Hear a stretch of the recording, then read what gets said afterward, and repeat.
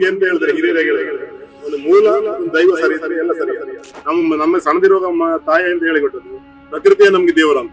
ನಿಮ್ಮಲ್ಲಿರುವ ಶಿಕ್ಷಣದ ಸ್ವಲ್ಪ ಭಾಗವನ್ನಾದ್ರೂ ಇನ್ನೊಬ್ಬರಿಗೆ ಇಲ್ಲದವರಿಗೆ ಕೊಡಿ. ನಿಮ್ಮಲ್ಲಿ ಜ್ಞಾನ ಇದೆಯಾ ಸ್ವಲ್ಪ ಭಾಗವನ್ನಾದ್ರೂ ಇನ್ನೊಬ್ಬರಿಗೆ ಕೊಡಿ, ಜ್ಞಾನ ಇಲ್ಲದವರಿಗೆ. ಈ ರೀತಿ ಅವರ ತತ್ವಾದರ್ಶಗಳು ನಮಗೆ ಬಹಳ ಇಷ್ಟ ಆಯ್ತು.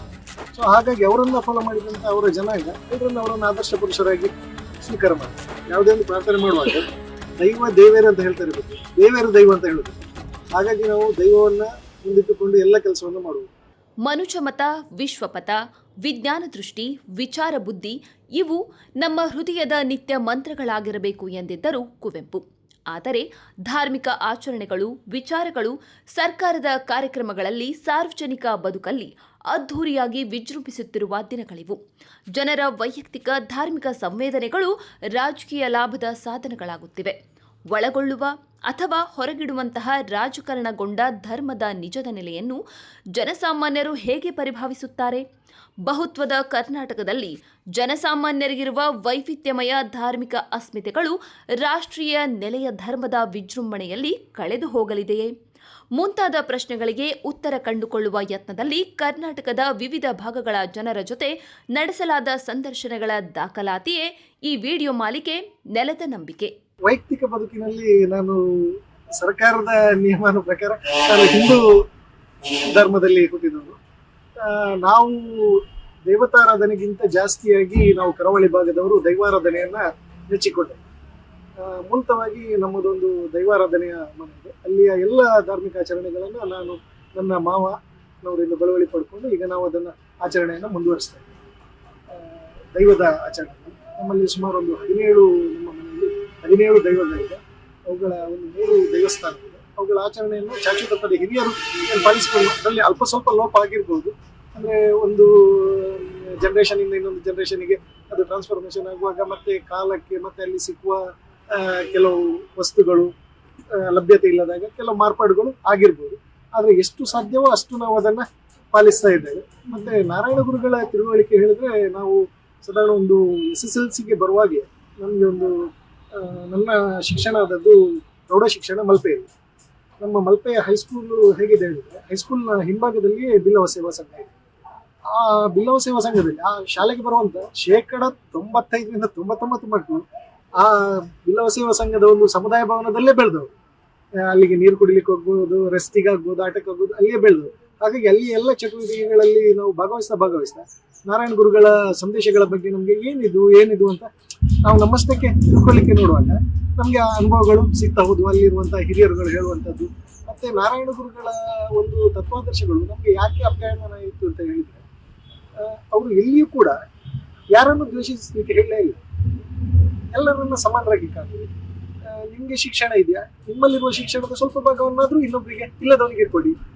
ನಿಮ್ಮಲ್ಲಿ ಜ್ಞಾನ ಇದೆಯಾ ಅದರ ಸ್ವಲ್ಪ ಭಾಗವನ್ನಾದ್ರೂ ಇನ್ನೊಬ್ಬರಿಗೆ ಕೊಡಿ, ಜ್ಞಾನ ಇಲ್ಲದವರಿಗೆ. ಈ ರೀತಿ ಅವರ ತತ್ವಾದರ್ಶಗಳು ನಮ್ಗೆ ಬಹಳ ಇಷ್ಟ ಆಯ್ತು. ಸೊ ಅದನ್ನು ಅಳವಡಿಸ್ಕೊಳ್ಳಿಕ್ಕೆ ನಾವು ನಾರಾಯಣ ಗುರುಗಳನ್ನ ಫಾಲೋ ಮಾಡಲಿಕ್ಕೆ ಸಾಧ್ಯ.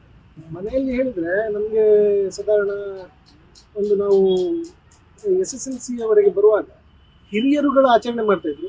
ನಮ್ಗೆ ಅಷ್ಟೇನು ಅದರ ಬಗ್ಗೆ ತಿಳುವಳಿಕೆ ಇಲ್ಲ. ಅವರು ಹೋಗ್ತಾ ಇದ್ರು, ಆಚರಣೆ ಮಾಡ್ತಾ ಬರ್ತಾ ಇದ್ರು. ಮಕ್ಕಳನ್ನ ಯಾವಾಗಲೂ ವರ್ಷಕ್ಕೊಂದ್ಸಲ ಗುರು ಜಯಂತಿಯ ಸಂದರ್ಭವೋ ಅಥವಾ ಸಂಘಕ್ಕೋ ಅವಾಗ ನಾರಾಯಣ ಗುರುಗಳಿಗೆ ಅಂತ ಹೇಳೋದಕ್ಕಿಂತ ಸಂಘಕ್ಕೆ ಹೋಗುದು ಅಂತ ಹೇಳುದು. ಈಗ ನಮ್ಮ ಇಲ್ಲಿ ಬನ್ನಂಜೆಯ ಬಿಲ್ಲವ ಸೇವಾ ಸಂಘ ಇದೆ. ಅತ್ಯಂತ ಅದ್ಭುತವಾದ ಕಾರ್ಯಕ್ರಮಗಳನ್ನು ಸಂಘಟಿಸಿ ಒಂದು ಕಾಲದಲ್ಲಿ ನಾರಾಯಣ ಗುರುಗಳ ತತ್ವಾದರ್ಶದ ಮೇಲೆ ಅತ್ಯಂತ ಸರಳ ರೀತಿಯಲ್ಲಿ ಅತ್ಯಂತ ಕನಿಷ್ಠ ಖರ್ಚಿನಲ್ಲಿ ವಿವಾಹ ಸಮಾರಂಭ ಜರುಗ್ತಾ ಇತ್ತು. ದಿವಸಕ್ಕೆ ಒಂದು 20 ರಿಂದ 25 ವಿವಾಹಗಳು ಒಂದೇ ವೇದಿಕೆಯಲ್ಲಿ ಆಗ್ತಾ ಇತ್ತು. ಒಂದೇ ಸಮುದಾಯ ಭವನದಲ್ಲಿ ಎಲ್ಲರೂ ಅಷ್ಟು ಬಂದವರು ಒಂದೇ ಸಮುದಾಯ ಭವನದಲ್ಲಿ ಕೂತು ಯಾವುದೇ ಜಾತಿ ಮತಭೇದವಿಲ್ಲದೆ ಊಟ ಮಾಡಿ ಮನೆಗೆ ಹೋಗ್ತಾರೆ. ಕೋಟಿ ಚೆನ್ನಯ್ಯರು ಹೇಳಿದ್ರೆ ಈ ನಮ್ಮ ದಕ್ಷಿಣ ಕನ್ನಡ ಉಡುಪಿ ಅವಿಭಜಿತ ದಕ್ಷಿಣ ಕನ್ನಡ ಜಿಲ್ಲೆಯಲ್ಲಿ ಅವರು ಹುಟ್ಟಿ ಬೆಳೆದಂತ ಜಾಗ ಪುತ್ತೂರು ಪಡಮಲೆ. ಹಾಗಾಗಿ ಇಲ್ಲಿಯ ಒಂದು ಅವರು ಸಂಘರ್ಷ ವಿರುದ್ಧ ಒಂದು ಸಮಾಜದಲ್ಲಿರುವಂತಹ ಅಸಮಾನತೆಯ ವಿರುದ್ಧ ಕ್ರಾಂತಿಕಾರಿಯಾಗಿ ಹೋರಾಟವನ್ನ ಮಾಡಿದರು.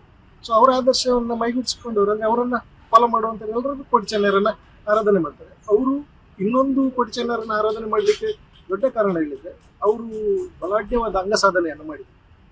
ಅವರು ಈ ಫಿಸಿಕಲ್ ಫಿಟ್ನೆಸ್ಗೆ ಬೇಕಾಗಿ ವಾರಿಯರ್ಸ್ ಆಗಿ ರೆಡಿ ಆದವರು. ಅವರು ಒಂದಷ್ಟು ಗರಡಿಗಳನ್ನು ಸ್ಥಾಪನೆ ಮಾಡಿ ತುಳುನಾಡಿನಲ್ಲಿರುವಂಥ ಎಲ್ಲ ಸಮುದಾಯದ ಯುವಕರಿಗೆ ಅಂದರೆ ಅವಾಗ ಬೇರೆ ಬೇರೆ ಪರಕೀಯರ ದಾಳಿ ಆಗ್ತಾ ಇತ್ತು, ಬೇರೆ ಬೇರೆ ರಾಜರ ದಾಳಿ ತುಳುನಾಡಿನ ಮೇಲೆ ಆಗ್ತಿತ್ತು. ಅದನ್ನು ಪ್ರತಿಭಟಿಸಲಿಕ್ಕೆ ಸಶಕ್ತವಾದ ಒಂದು ಸೇನೆಯನ್ನು ಕಟ್ಟಲಿಕ್ಕೆ ಅವರು ತುಂಬ ಹೋರಾಟವನ್ನು ಮಾಡಿದರು ಕೋಟಿ ಚೆನ್ನಯ್ಯನವರು.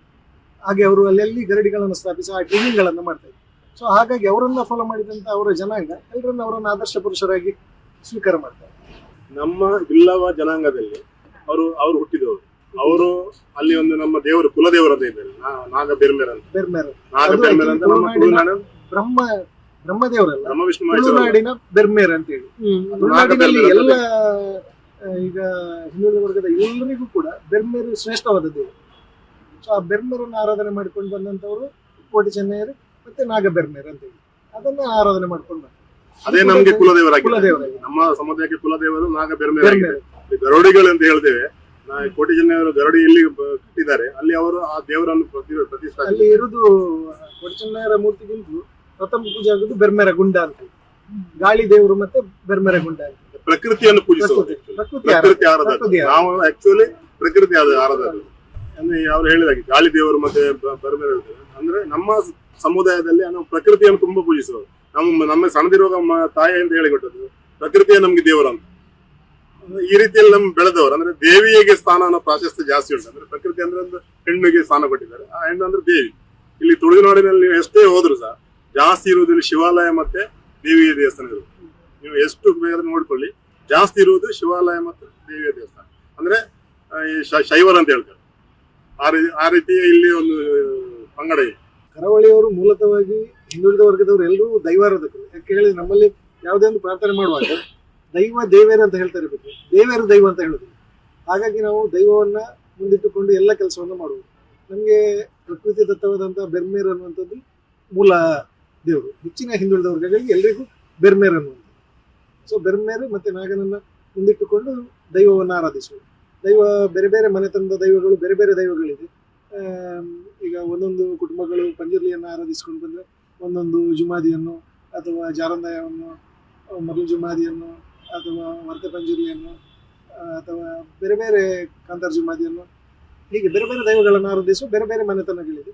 ಅದು ಅವರವರ ಕುಟುಂಬಕ್ಕೆ ಪದ್ಧತಿಗೆ ಸಂಬಂಧಪಟ್ಟುಕೊಂಡು ಅವರು ಆರಾಧನೆಯನ್ನು ಮಾಡ್ತಾರೆ. ವರ್ಷಕ್ಕೊಂದು ಮೂಲ ಸ್ಥಾನಕ್ಕೆ ಒಂದು ಹೋಗ್ಬೇಕಂತ ಇರ್ತದೆ. ಮೂಲ ಸ್ಥಾನ ಅಂದ್ರೆ ನಮ್ದು ನಾಗನ ಇವರು ಹೇಳಿದಾಗ ಪ್ರಕೃತಿಯ ನಮ್ಗೆ ದೇವರು ಅಂದ್ರೆ ನಾಗ ಒಂದು ಪ್ರಕೃತಿಯ ಮೂಲ. ಆ ರೀತಿಯಲ್ಲಿ ನಮ್ಗೆ ನಮ್ಮ ಒಂದು ಕುಟುಂಬ ಕೂಡು ಕುಟುಂಬ ಅಂತ ಹೇಳ್ತಾರಲ್ಲ, ಇದರಲ್ಲಿ ಫಸ್ಟ್ಗೆ ಮೂಲ ಸ್ಥಾನಕ್ಕೆ ಹೋಗ್ಬೇಕು. ಹಾಗೆ ವರ್ಷಕ್ಕೊಂದ್ಸಲ ಮೂಲ ಸ್ಥಾನಕ್ಕೆ ಹೋಗ್ಬೇಕು. ಮತ್ತೆ ನಮ್ಗೆ ದೈವ ಆರಾಧನೆ ಇರ್ತದೆ. ಒಂದು ದೈವದಾಗ ಒಂದು ವರ್ಷಕ್ಕೆ ಒಂದು ತಂಬಿಲ ಇರ್ತದೆ, ಅದು ಮಾಡ್ಬೇಕು. ಮತ್ತೆ ದೇವಸ್ಥಾನ ಗ್ರಾಮದ ಎಲ್ಲ ಇರ್ತದೆ, ಎಲ್ಲರೂ ಸೇರಿ ಹೋಗ್ತದೆ. ಅಂದ್ರೆ ಒಂದು ವರ್ಗಕ್ಕೆ ಒಂದೊಂದು ಮೂಲ ಸ್ಥಾನ ಇರ್ತದೆ, ಒಂದೊಂದು ದೈವ ಇರ್ತದೆ. ಆ ದೈವವನ್ನು ನಾವು ವರ್ಷ ಒಂದ್ಸಲ ಪೂಜೆ ಮಾಡ್ಲೇಬೇಕು. ಎಲ್ಲರೂ ಕುಟುಂಬದವರು ಸೇರಿ ಹೋಗ್ಬೇಕು. ಅಂದ್ರೆ ಎಲ್ಲರೂ ಸೇರ್ತಾರಂತ ಚಿಂತನೆ, ಎಲ್ಲರೂ ಒಟ್ಟಿಗೆ ಸೇರ್ತಾರೆ. ಕುಟುಂಬವು ಕೂಡ ಪ್ರತಿ ಸಂಕ್ರಮಣ ದಿವಸ ಅವರ ಮೂಲ ದೈವ ಎಲ್ಲಿರ್ತದೆ ಅಲ್ಲಿ ಆ ಸಂಕ್ರಮಣದ ಆಚರಣೆಯನ್ನು ಪ್ರತಿ ತಿಂಗಳಿಗೆ ಮಾಡ್ತಾರೆ. ಪ್ರತಿ ತಿಂಗಳ ಆ ಸಂಕ್ರಮಣದ ಆರಾಧನೆ ಆಗ್ಲೇಬೇಕು. ಆ ಕುಟುಂಬಕ್ಕೆ ಎಲ್ಲಿಯಾದ್ರೂ ಸೂತಕ ಅಥವಾ ಅಮ್ಮೆ ಅಂತ ಹೇಳ್ತಾರೆ, ಅವರ ಕುಟುಂಬದಲ್ಲಿ ಜನನ ಅಥವಾ ಮರಣ ಸಂಭವಿಸಿದಾಗ 16 ದಿನಗಳಲ್ಲಿ ನಿಷಿದ್ಧ ಇರ್ತದೆ ಒಳಗಡೆ ಪ್ರವೇಶ. ಬೇರೆ ಟೈಮಲ್ಲಿ ಎಲ್ಲರೂ ರೆಗ್ಯುಲರ್ ಆಗಿ ಬೇರೆ ದೇಶದಲ್ಲಿ ಇರ್ತಾರೆ, ಅವರು ಬರ್ತಾರೆ. ವರ್ಷಕ್ಕೊಂದ್ಸಲ ಹೆಚ್ಚಾಗಿ ಬರ್ತಾರೆ. ಸಂದರ್ಭಗಳಲ್ಲಿ ಬರ್ಲಿಕ್ಕೆ ಆಗದಿದ್ರು ಊರಿಗೆ ಬಂದಾಗಾದ್ರೂ ಆ ಸೇವೆಯನ್ನು ಸಲ್ಲಿಸಿ ಒಂದು ಮೂಲ ಇರುವಾಗ ಅವರು ನಮ್ಮ ಕುಟುಂಬದವರು ಬಾಂಬೆಯಲ್ಲಿ ಇರ್ತಾರೆ, ಬೆಂಗಳೂರಲ್ಲಿ ಇರ್ತಾರೆ, ಡೆಲ್ಲಿಯಲ್ಲಿ ಇರ್ತಾರೆ. ಅವ್ರಿಗೆ ಗೊತ್ತಿರ್ತದೆ. ಆ ಟೈಮ್ಗೆ ಅವ್ರು ಬರ್ತಾರೆ, ಏನಾದ್ರು ಕೆಲಸ ಬಿಟ್ಟು ಅವಕ್ಕೆ ಬಂದು ಆ ಪೂಜೆಗೆ ಪಾಲ್ಗೊಳ್ತಾರೆ. ಅಂದ್ರೆ ಅದೊಂದು ನಂಬಿಕೆ ಇದೆ ಅವರು. ನಮ್ಮ ಒಂದು ಅಲ್ಲಿ ನಮ್ಗೆ ಅಂತ ಹೇಳಿದ್ರೆ ಹಿರಿಯರಾಗಿ ಹೇಳಿದ್ರೆ ಒಂದು ಮೂಲ ಮತ್ತೊಂದು ದೈವ ಸರಿ ಇದ್ರೆ ಎಲ್ಲ ಸರಿ ಅಂತ.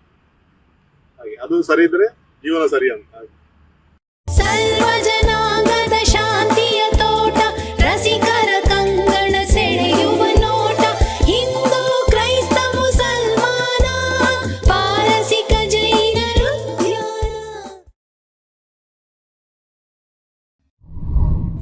ಮತ್ತಷ್ಟು ವಿಶೇಷ ವಿಡಿಯೋಗಳನ್ನು ನೋಡಲು ಮತ್ತು ಹೊಸ ವಿಡಿಯೋಗಳ ಬಗ್ಗೆ ತಿಳಿಯಲು ಈ ದಿನ .com ಯೂಟ್ಯೂಬ್ ಚಾನೆಲ್ ಸಬ್ಸ್ಕ್ರೈಬ್ ಮಾಡಿ ಮತ್ತು ಬೆಲ್ ಐಕಾನ್ ಕ್ಲಿಕ್ ಮಾಡಿ.